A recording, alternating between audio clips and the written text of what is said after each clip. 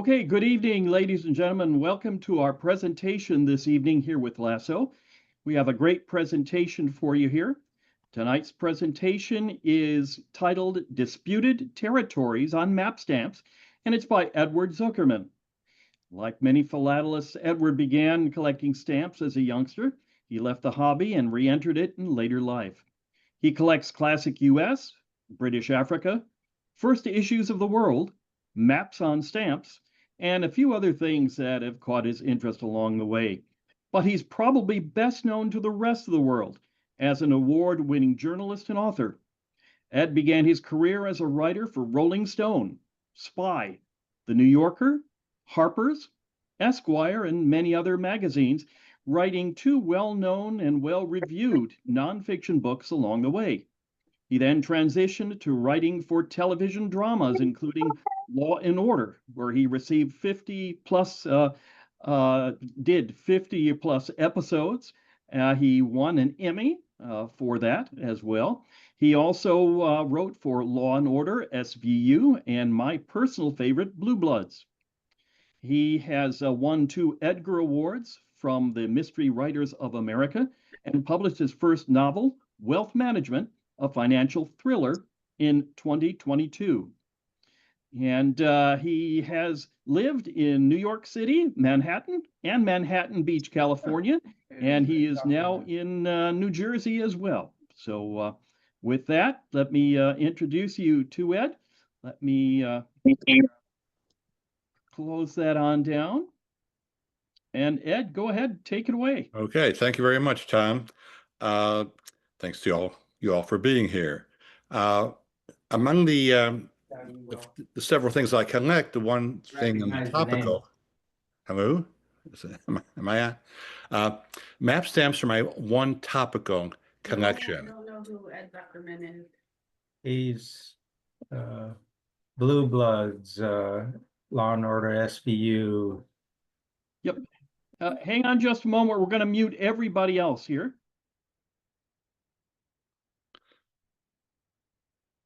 I think I've got everybody now. Okay. So map stamps is the one topical area I collect. I started many years ago as a kid. I'm actually a member of the Cartophilatelic Society, which many of you probably never heard of. That's a society for collectors of maps on stamps. But like any topical collector, you soon find yourself collecting a lot of little pictures of the thing you're interested in, whether it be maps or Elvis or penguins or Princess Di or whatever. And you will eventually find that a bunch of small countries that issue stamps mainly to sell to collectors are flooding the market with these things. So I got into this little subspecialty of disputed territories on map stamps, because this is an area where the stamps are not just doing a picture of something or even something historic, but they're actually becoming part of history in themselves, as you'll see as we go along here. Now, one thing that map stamps do is they're part of just simply staking a claim to territory. When you put a map on a stamp, you're saying, this is mine.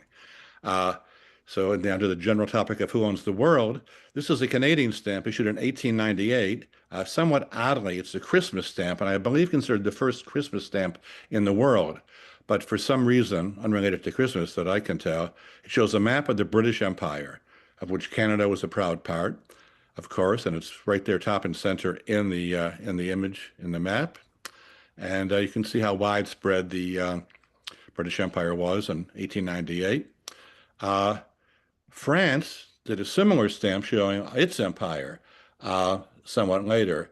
One thing that just struck me yesterday, looking at this stamp, which I think is something that bears looking into, it was published in 1941, which was after France had been occupied by Nazi Germany. So I'm not sure who issued this stamp or what their point was. The Vichy France issued its own stamps, I think, and a lot of those French colonies were debating whether to be part of Vichy France or part of the Free French Alliance. So I can't really answer that question. And also, this is a semi-postal. There's a 1 franc surcharge going to some charity, but I have no idea whose. But anyway, there's the French Empire.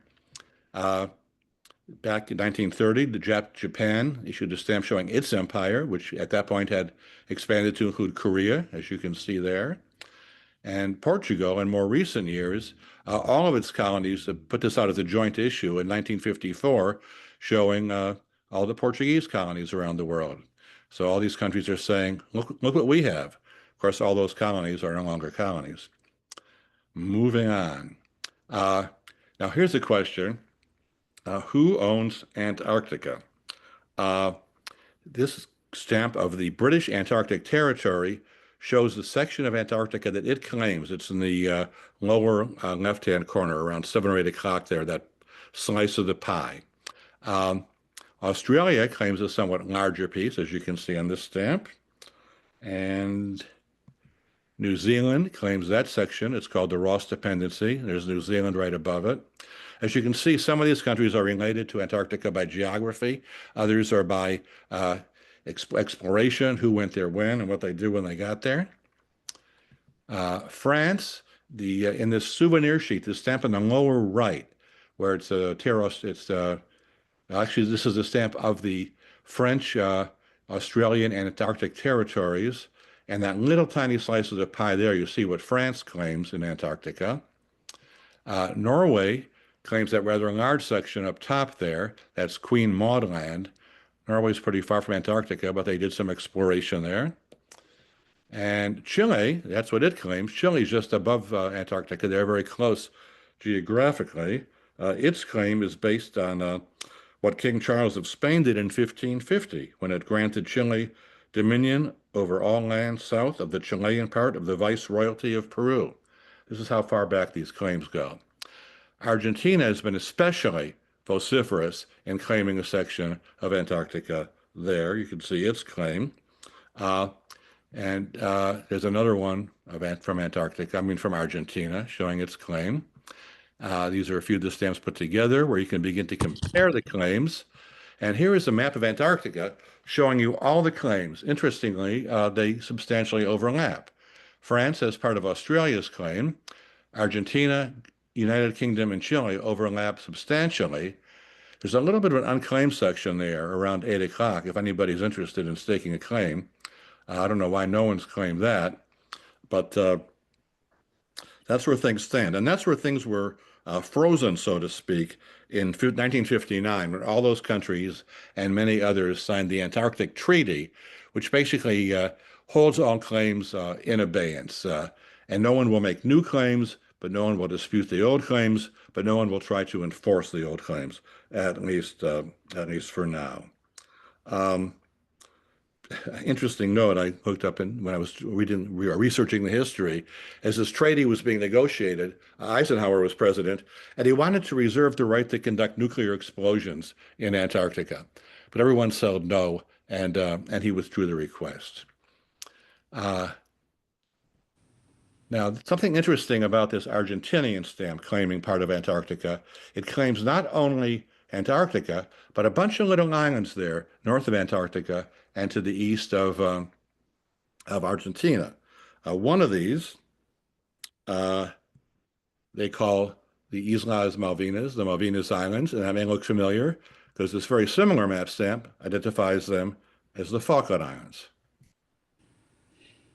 So here we have competing claims to those islands from Argentina and Great Britain.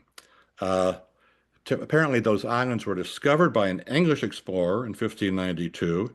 They were eventually claimed by France. Then they were ceded to Spain. Then the English came back. Then the Spanish kicked the English out. Then the Spanish abandoned the place.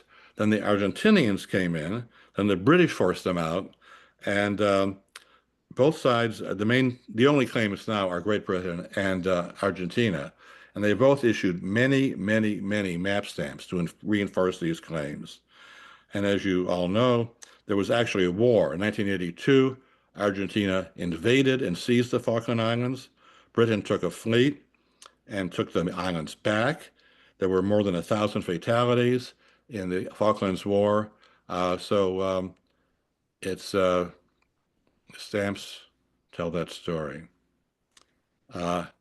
And after the war was over, several years after, this is also a map stamp, but Britain held a referendum on the island to say, hey, what do you guys want to do? You want to go with Argentina or stay with us?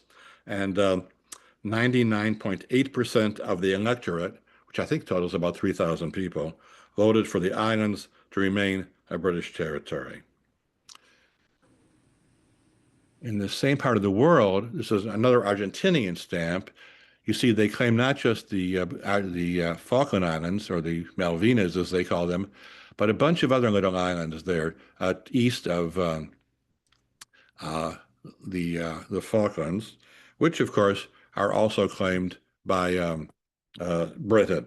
Britain calls them the Falkland Islands dependencies, but I'm not going to go into the details there because it would take forever.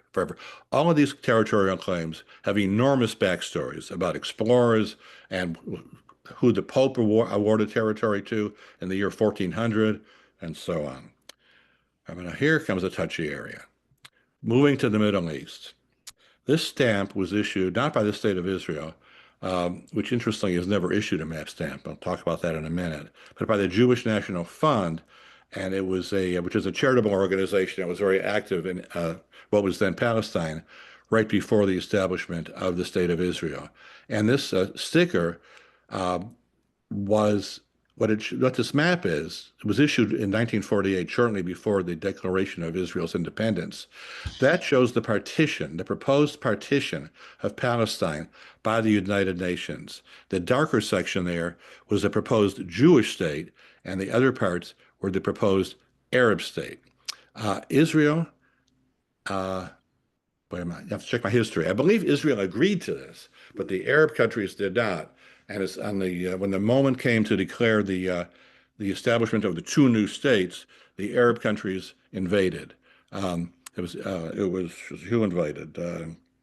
Well, Israel. I mean, rather Egypt, Jordan, Lebanon. Here's a map. Here's a map stamp that Egypt published, showing its soldiers pouring into Gaza, and they were headed for what became Israel. But of course, that invasion was not successful. The Jews won and established a state of Israel with bigger boundaries than the partition had proposed, and this stamp was withdrawn pretty soon. Thereafter, though, the Arab countries maintained claims to what is now Israel as Palestine. You see refugees here pointing to Palestine, and it's not just that's just not what became Israel. That's the entire region of disputed Palestine. That's from the river to the sea, what Hamas and others are claiming for Palestine now. And here's another map making that claim that these Arab refugees want to go back to that land, which is Palestine. No mention of Israel. This is in honor of Palestine Day in 1961. This shows the same map of Palestine, and it commemorates the massacre of some Arab villagers by Jewish soldiers during the war for Israeli independence, which was a stain on Israel. And here it is, a literal bloody stain on the map of Palestine. And here's another one. Israel has never issued a detailed map stamp because throughout its history, the borders have been very fluid through several wars and always controversial, even within Israel. Israel claimed to incorporate the Golan Heights as part of Israel. Most countries don't recognize that. The West Bank, of course, is a constant dispute. Gaza, Sinai, they've all come and gone. So Israel's never done a map stamp, but 50 years after the 1967 war, when they reclaimed all of Jerusalem as part of Israel, they did issue this souvenir sheet to celebrate that.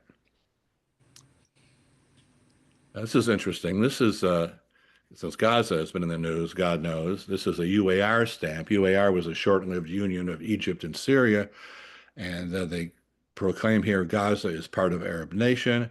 Here is an Egyptian stamp showing a very detailed map of Gaza and declaring that Gaza is part of the Arab nation. Gaza may be part of the Arab nation, but it's definitely not part of the Egyptian nation. Egypt has basically washed its hands of Gaza and has a fortified border, a closed border with Gaza. As you know, if you've been following the news over the last couple of years. Okay, moving on to other areas. Kashmir. This area here at the top of India is a disputed territory called Kashmir, which when India and Pakistan became independent from Great Britain in 1947, I think, they partitioned their Indian colony into two countries, the Hindu majority country of India and the Muslim majority country of Pakistan. Kashmir had a majority, where's my cursor? A majority Muslim population, but it was ruled by a Maharaja who was Hindu rather, who elected to join India instead of Pakistan. And the two countries have been fighting about it ever since. It is administratively, India has seized it, but there have been multiple wars between India and Pakistan over it. The last one was just in May, when these two nuclear-armed countries went to war over Kashmir. Donald Trump claims credit for settling the war and is up for the Nobel Peace Prize, he hopes, for doing that. So that's an Indian stamp that just shows Kashmir as part of India. Here's a Pakistani stamp that shows Kashmir and its related province Jammu, and it says final status not yet determined. They issued this stamp in 1960, and they reissued it to honor a stamp exhibition, because I don't know what the connection is between philately and this dispute, but there it is. And they reissued it again for another stamp exhibition. So they like stamp shows in Pakistan. They'd also like to get Kashmir back.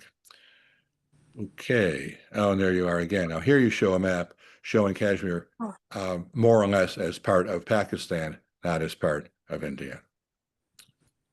Moving on. This is the country of Belize. That's a very nice map of the nation of Belize, which is the former British Honduras in Central America. Guatemala begs to differ. In this Guatemalan stamp, they showed this thing that's sort of vaguely called Belize, but don't give it the dignity of, well, actually, it was British Honduras at that point.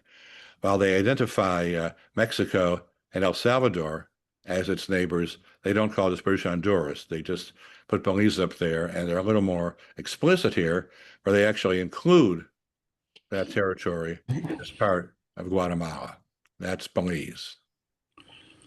And in this stamp, Belize is also just included as part of Guatemala. This stamp is to commemorate the 50th anniversary of the Rotary Club in 1958, but it also indirectly claims Belize for Guatemala. There's never been a war over this dispute, but fortunately. Okay.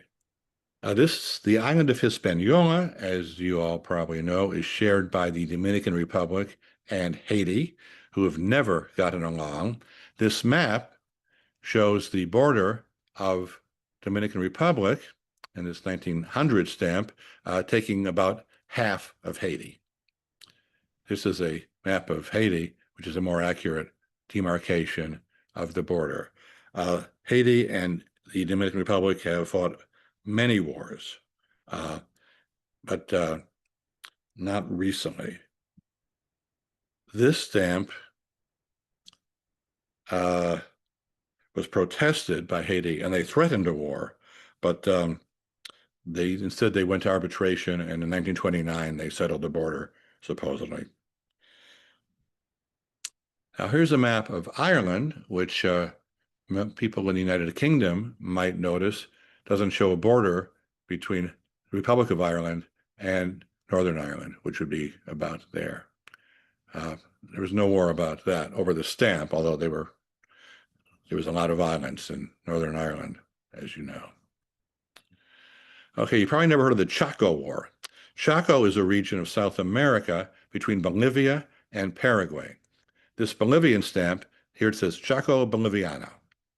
And here's a Paraguayan stamp that calls the same area Chaco Paraguayo.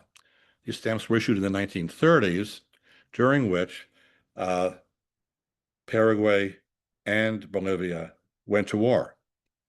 And it was a very serious war. It was the first war in Latin America to use modern weapons, machine guns, airplanes, tanks, and 100,000 people died in that war.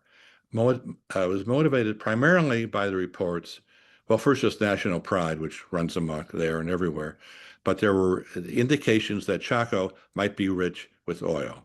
After 100,000 deaths, Paraguay won the war. In fact, it says here on the bottom, the stamp was issued after the war, and it says, an honorable peace is worth more than all military triumphs. And despite the 100,000 deaths and the very violent war, oil has never actually been developed there. But Paraguay still has the territory. Moving north in South America, here's a map stamp of Venezuela. This sort of red penis-shaped thing dangling off it is actually 2/3 of Guyana. The area is called Essequibo. Again, there is oil there, or rumors of oil. Guyana was the former British Guiana, and the dispute between Venezuela and British Guiana, and now Guyana over that territory, has been going on for decades. The song goes back to Christopher Columbus poked around there in 1498, and he was working for Spain, and Venezuela descended from Spain. And Sir Walter Raleigh was there in 1595, which was the British source of the British claim. And that British claim was taken over by Guyana when it became independent. And as I say, that's 2/3 of Guyana. So they don't want to give it up. There has been military action even recently. The current president of Venezuela, what's it, Maduro, I think, just recently held a referendum in Venezuela and say, hey, do we want Guyana? Does that belong to us? And a majority of the voters said yes. They sent troops to the border. Brazil sent troops in support of Guyana, and the US and the UK have conducted military exercises with Guyana supporting its position. And there's another stamp of Venezuela showing this appendage that is 2/3 of Guyana. And there's Guyana showing Guyana intact. And the same. Now, this is sort of an oddball. This is a stamp that was prepared or not issued by a Indian revolutionary group in the 1940s that wanted to free India from being a colony of Great Britain because Nazi Germany was fighting Great Britain on the theory that the enemy of my enemy is my friend. The leader of this group traveled to Germany and Japan during World War II, seeking their help in expelling the British from India. But that ultimately happened, but that was through the efforts of Gandhi in a more peaceful movement in this Azad Hind movement, which wanted to do it by violence. Okay, now this one is kind of interesting. The Republic of Abkhazia is a breakaway area of the nation of Georgia. It's inhabited by people who are of the Abkhaz ethnic group and have been hating the Georgians for about 1,000 years. With the support of Russia, Abkhazia has broken away from Georgia, and they've issued some of their own stamps, although they're not good for any country outside Abkhazia. And I believe they're not enlisted in SCA. There were wars there between the Abkhaz and the Georgian populations, with Russia on the side of the Abkhazians. Abkhazia is actually recognized as a country by 5 other countries: Russia, Venezuela, Nicaragua, Nauru, and Syria. Although Syria is in flux right now, so maybe they'll be withdrawing their recognition. Interestingly, it looks like this place, Akia, is an important place in Abkhazia. Actually, it's a hotel. Why it's on the map stamp instead of a name of a city, I have no idea. I have some special interest in this because my son-in-law is Russian and his grandparents live in Abkhazia. Now here we have another war, or a near war, between Honduras and Nicaragua. This is a map of Central America. You see this border here between Honduras and Nicaragua. This border was always disputed, and we show you the next. And here you see a Nicaraguan stamp showing that same territory and saying it's disputed. The backstory of this is that in 1904, Honduras and Nicaragua asked King Alfonso of Spain to arbitrate their disputed boundary. In 1906, he made his decision, and he awarded the disputed territory to Honduras, as shown in its map stamp here. This territory. King Alfonso says, Honduras, it's yours. Nicaragua disagreed, of course, and issued its stamp showing that the territory was still in dispute. This stamp, actually just this stamp in itself, provoked riots in Honduras. A mob there marched on the Nicaraguan embassy. Honduras demanded that the stamp be withdrawn. Nicaragua refused. Both countries sent troops to the border region. After a series of armed clashes, the dispute was submitted again to a new arbiter, the International Court of Justice at The Hague, which affirmed King Alfonso's decision, and Honduras issued several stamps to celebrate the decision, including this one, which shows the actual border, and this, of course, is King Alfonso. My final entry in this presentation is this Bulgarian stamp, which I just learned about today. This is Tsar Ferdinand of Bulgaria. In 1915, he entered World War II on the side of the Central Powers, that's Germany and its allies, with the promise that it would be rewarded with parts of its neighboring countries when the Central Powers won the war. It turned out that the Central Powers lost the war, so that didn't happen. A set of stamps, including this one, which included Tsar Ferdinand here in the center, and a map of Greater Bulgaria, which included its expected new territory, was ordered from a printer in Germany in 1915. But with the loss of the war and the collapse of Germany, these stamps were not delivered and were forgotten. However, in 1921, at a time when Bulgaria happened to be short of stamps, these stamps were delivered. They showed up, and Bulgaria, needing stamps, issued them, including this one, this entire set.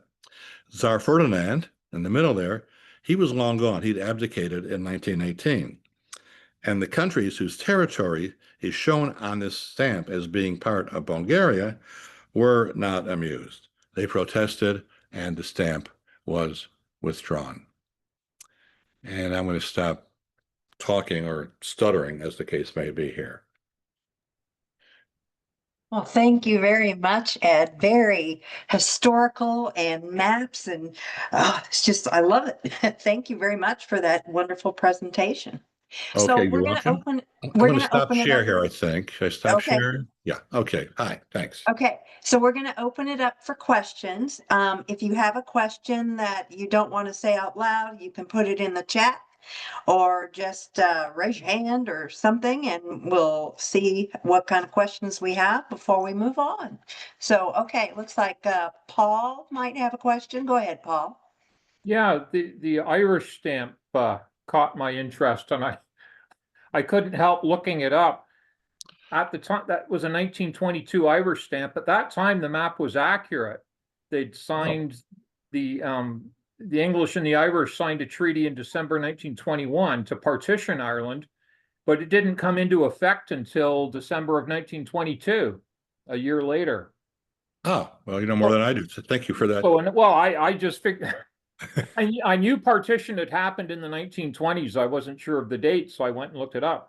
So that stamp would have been one of the last stamps accurately showing Ireland as covering the whole Ireland. And by the end of that year, it was partitioned into the Northern Ireland and the Republic of Ireland.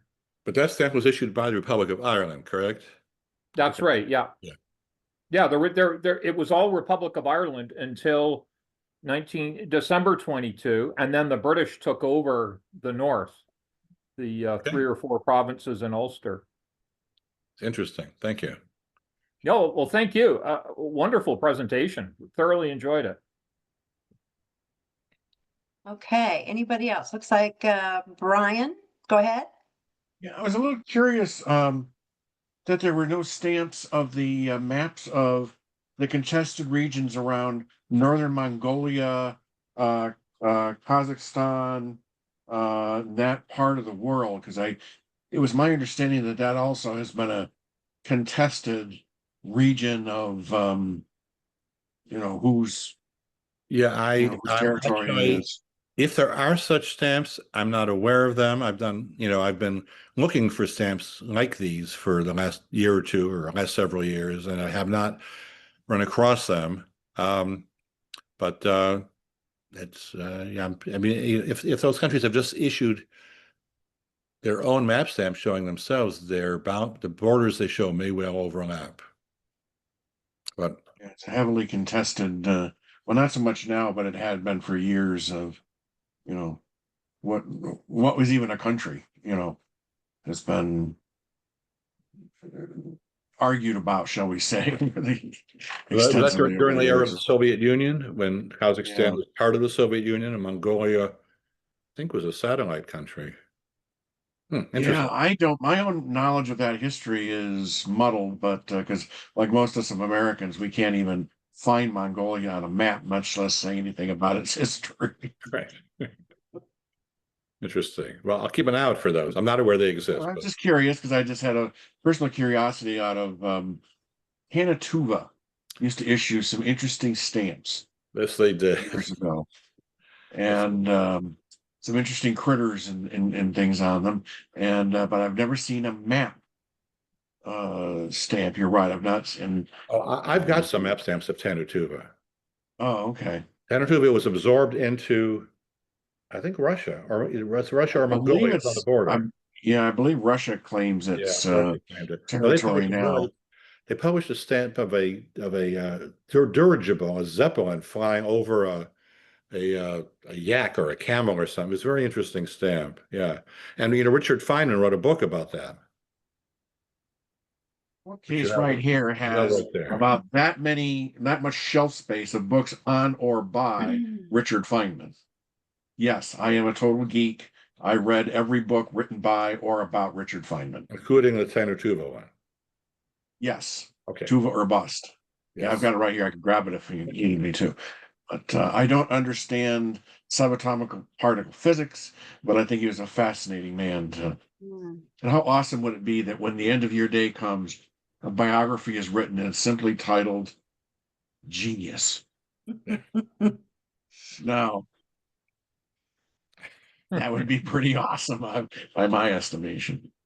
I'd rather be alive, but Okay, We all let's go see. someday. Any other questions out there? For some reason, okay, I see Sue, just a minute, Sue. I cannot see everybody on my screen. I've got pictures on probably half of you, and the other half are just black. So I don't know if their video is out or something's wrong with my screen, so bear with me. So Sue, go ahead. I was just wondering if these were all your own personal stamps in your collection.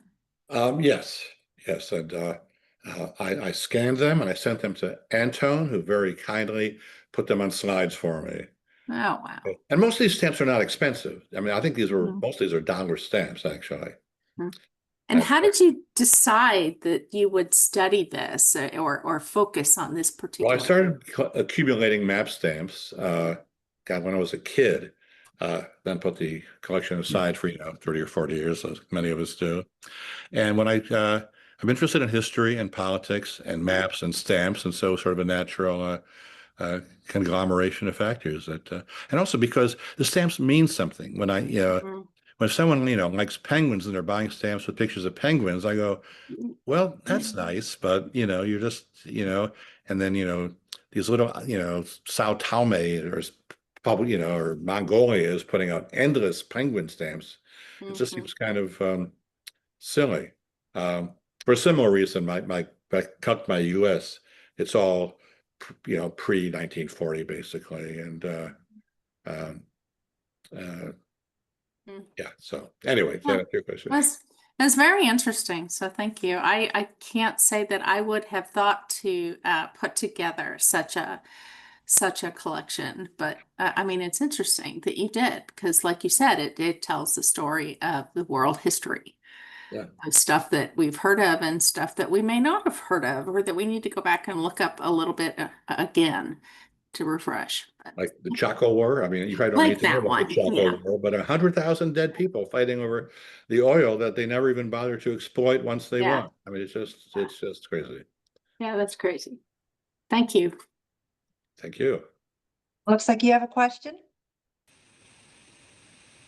You're on mute. Let me There you go. unmute myself. There we go. Ed, I like the section in particular of Antarctica, Oh, because that in and of itself can make a whole presentation if you really start digging into it, like you kind of alluded to in that regards. And probably the most interesting part there, of course, if everyone looked at the different maps and who owns what property, or claims what property, the U.S. is not represented on that map, because the U.S., we have not staked claim to any part of Antarctica, although we have bases at McMurdo and a lot of other places in the rest. U.S. has simply agreed not to say, I want this swipe of land just for I us. think, and the treaty was made in 1959, height of the Cold War. And, Russia also has not made a claim, although I think both the Russia and US reserved their right to make a claim at some future point. So Actually, in 1959 was the International Geophysical Year. right, that may have been part of the impetus for the timing of that. That was the impetus, yeah. Oh, well, you know more than I, but yeah. But still, it was a remarkable cooperation. Interesting that Eisenhower wanted to exploit, drop atomic bombs there, but everyone else said no. And I think it's also China that did not stake a claim, I don't think, to any part of Antarctica. No, they never made, and no new claims are being made since 59 or I think 61 when the treaty went into force. But no, but these claims aren't being denied. They're just sort of frozen, so to speak. Literally. Literally. And, China is very active in the Arctic right now, as is Russia, as is. Yeah. Changing the subject, on your first Palestine stamp, Yes. or Israel stamp, there was an area in the north that appeared to be not part of Israel. Was that the Jewish National Fund stamp, the one you're talking about? Yes, that was that one. Let me call it up on the screen and have to take a look at it. And you're not going to see it, I don't think. Am I still sharing? I don't think so. No, you need to share. Let me take oh yes. Well, yeah, that would have been part of the proposed Arab-Palestinian state. That indent there. I mean, is that the Golan Heights? No, Golan Heights is that was a little bit up and to the right, a little off the the map. That abutted Lebanon, so that would have either been part of Lebanon or part of this independent Palestinian state that never happened. Oh, okay. All right. Any other question? Uh-oh. Yeah, this is. We're Can you hear screen me? Am sharing I again. unmuted? Okay, this is Bob Whitehouse. I just had a question regarding the original 1898 map stamp. I'm a member of the map stamp group, and basically I received some information regarding the initial members for the Imperial Penny Post, those countries. And one of them was Jamaica, which was disputed whether or not that was actually part of the original Imperial Penny Post. And some say yes, some say no.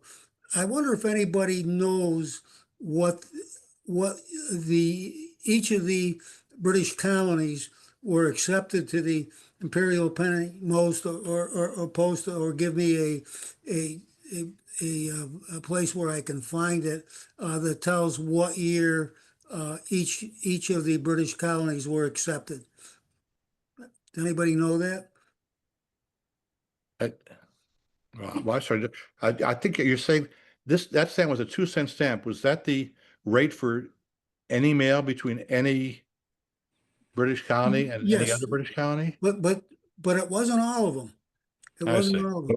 I've said, it was most of them that particular time, but I guess there is some dispute as to when each one of these colonies were admitted Hmm. into the imperial penny post at the reduced rate. It went from 5 cents to 2 cents. I just wonder if anybody knows where we can find that particular information. I have not. I've looked for it, but I have not been able to find it anywhere.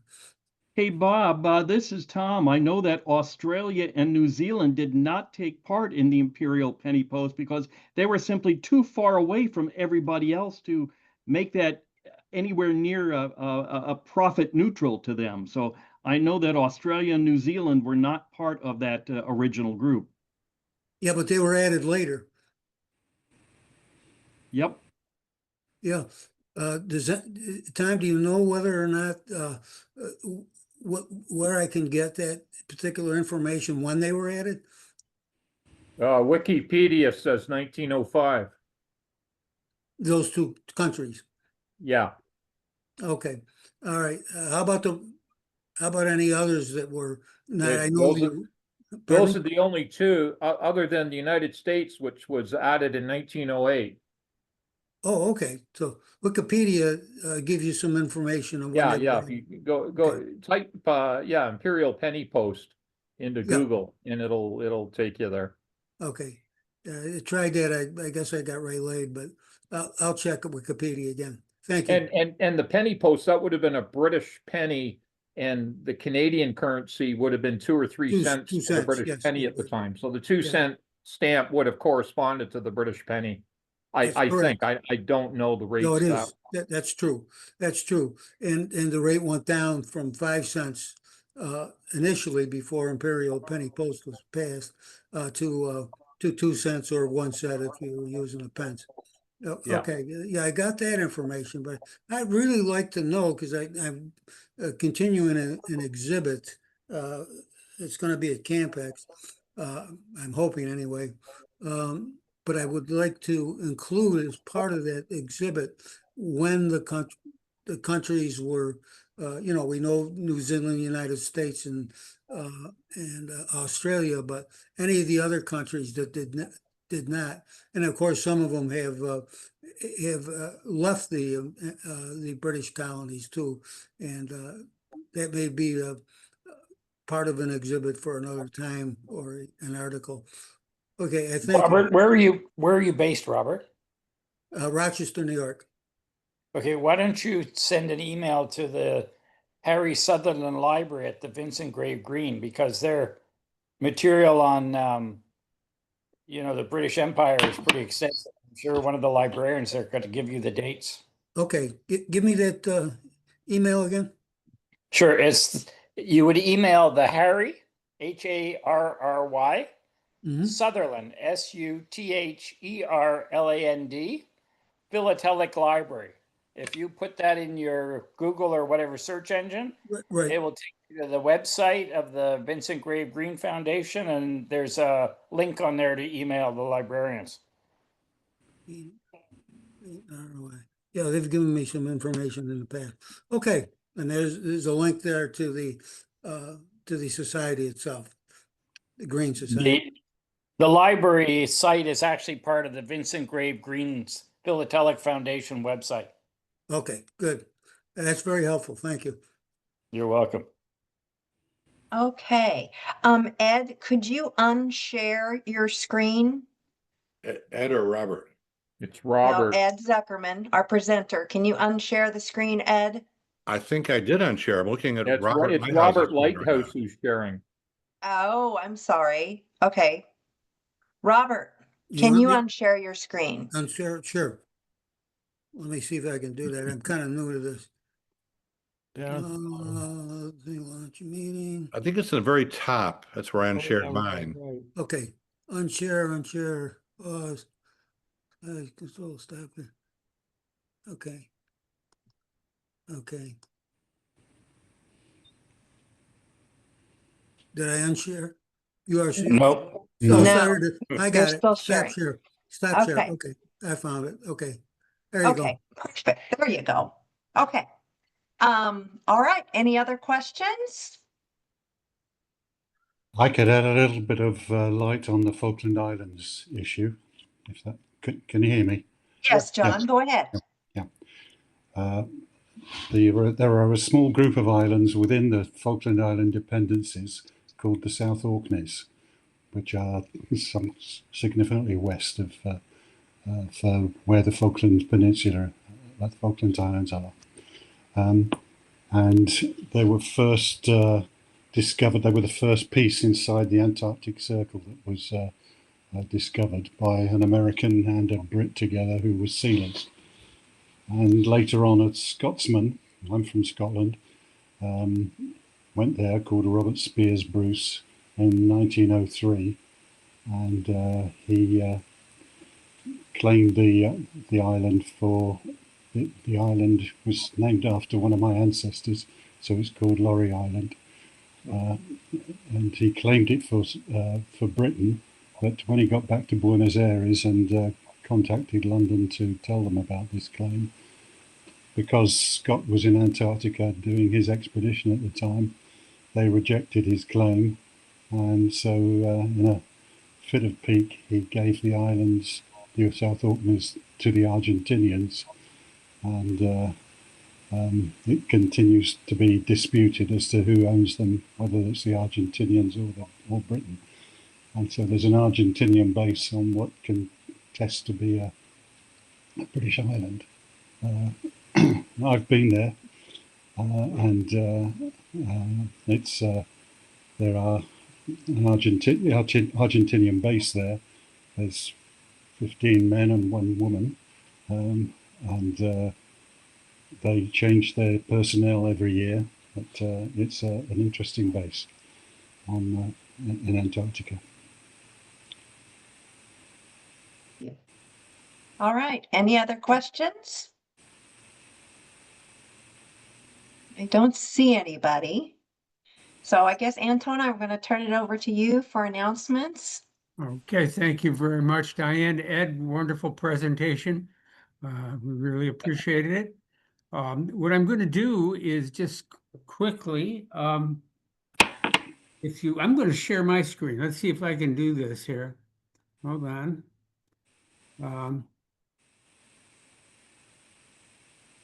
Well, evidently I can't for some reason. In any case, what I wanted to do is give you folks a quick rundown in terms of our presentations, upcoming presentations. By the way, one of the other things I'm doing right now is putting a link on the chat for our questionnaire. We always have an evaluation, so you give us some feedback. Beyond what you might tell us about tonight's presentation, it gives you an opportunity to give us ideas about what you might like to hear about, what content might be of interest to you. Wanted to let you know that in August 19th, our program is going to be a presentation by another member of LASO, Jeffrey Shapiro, an overview of the German inflation, 1919 to 1923. We've all seen those German stamps that went up to, what, 5 million marks or something of that sort. You would think you were rich, but it took a wheelbarrow full of those stamps to buy a quart of milk. So we're going to get from Jeffrey some insight into that period of philately. And then in September 16th, Christmas seals will be a presentation by Bill Schultz. And I'm particularly interested in that. Many of us grew up at a period of time when people actually used Christmas seals and a variety of other Cinderella type stamps, the Easter seals and so on. I have a box of stuff in my closet that I got for $5. There are probably 100,000 Christmas seals in there. I have no idea, forget whether they're obviously worth $5. That's what I paid. But I'm dying to know something more about just that part of history that involves so much use of that. I remember as a kid putting Christmas seals on all the Christmas cards my mother made. In any case, does anybody have anything they want to add? Tom, Diane, anything you would like to say tonight before we leave? I don't think so. Okay. Folks, thank you very much for coming in. Ed, thank you. I've known Ed, by the way, since 1822, something like that. Yeah. We were in college together, and he's looking better than I am after all those centuries. You guys take care. Everybody have a great evening. You too. Thank you for coming. Thank you, Anton. Bye-bye. Thank you, Thanks, Ed. Ellen. All right, take care. Bye. Thank you.